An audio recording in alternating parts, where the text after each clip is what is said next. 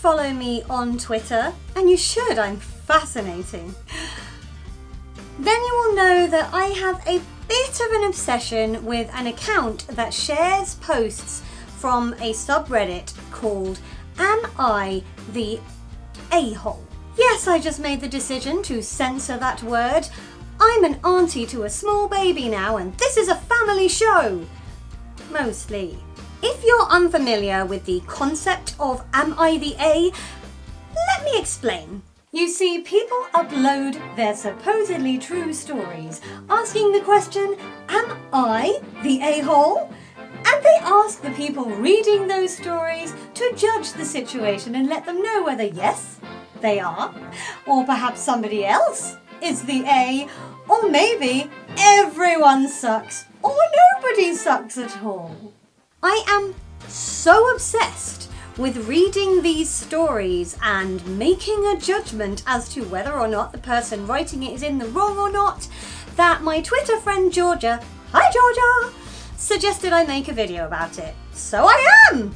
Sometimes I do wonder what it says about me that I so enjoy casting judgment on these people. I worry that maybe in medieval times I would have been one of those folk throwing rotten vegetables at people in the stocks.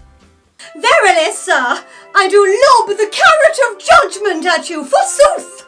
Or maybe it's because I am not a particularly judgmental person on a day-to-day basis that this account gives me a strange outlet for a need I didn't know I had. Who knows? What I do know is that reading these posts either makes me apocalyptically, insanely angry, or it gives me hope for the future. There's literally no in between. I either think humans are actually not that bad, bless this person for thinking they were in the wrong when they're so obviously right, or I just think, nope, it's time to just burn all humans and put dogs in charge of the planet. Seeing as we're here and I've talked about it, I figured why not go and find the most recent post and react to it right here. Okay, we're on Twitter and the latest post has the headline, Am I the A for using my sister-in-law's garden flowers in my wedding bouquet? Let's read on before I make a judgment. My wedding was put on hold due to coronavirus. During this time, my sister-in-law's grandfather got sick, so she travelled to stay with her family. I was left in charge of feeding her dog.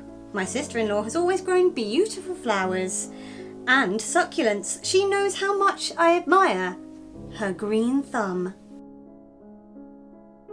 Before she left, she cut all the heads off her roses, and this is where I made my mistake at the time. I did not know you could cut the heads off roses and make more grow. So when I was overfeeding the dog, I read that as overfeeding the dog and just imagined this dog getting fatter and fatter and fatter. I'm sorry, dog, that hasn't happened.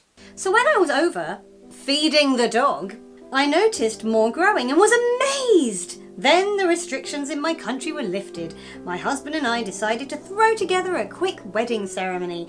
The idea just came to me to use the roses she'd grown, thinking that as she'd cut them, she'd not know I'd taken any. Slightly sketchy. As I was over-cutting them, again, they were over at the house, not over-cutting the roses, just I should stop. I remembered the succulents and decided to grab a few in their pots to use as centerpieces. We'd always wanted to get married in my grandmother's church and venue hall, which was 2 hours away from our home and sister-in-law's home. Sister-in-law decided she'd come back for the wedding, but would fly into that local airport, then go straight to the local hotel instead of going home when she landed, then driving to the wedding and back all in one day. Sister-in-law is sensible, that's a lot of travel. The wedding itself went beautifully.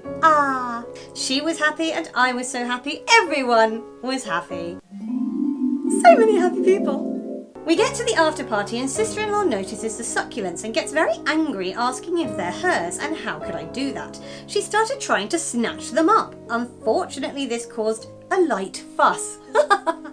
I love it when people lie about how angry they get. While I asked her to stop, that she was ruining my wedding. She loudly said, "You're stealing from me. My family wrongly took this to mean they could take the succulents.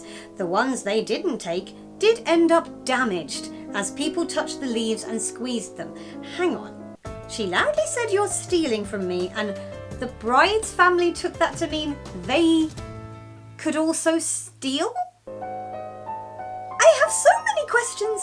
Sister-in-law took all my succulent centres that she could and left in a huff. After that, the party died down. Pretty much everyone in her family took her side, whereas my family thinks it's flowers. It's ridiculous.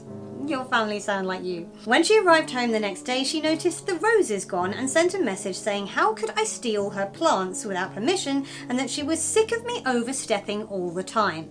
Yes, often it sounds like the relationship between the people being discussed is not great and there's a lot more under the surface, and this is one of those situations. Personally, I feel like they're just plants. They'll grow back, and it's a shame for her to have spoilt the after party when she could have just left the succulents and most people would have ignored them.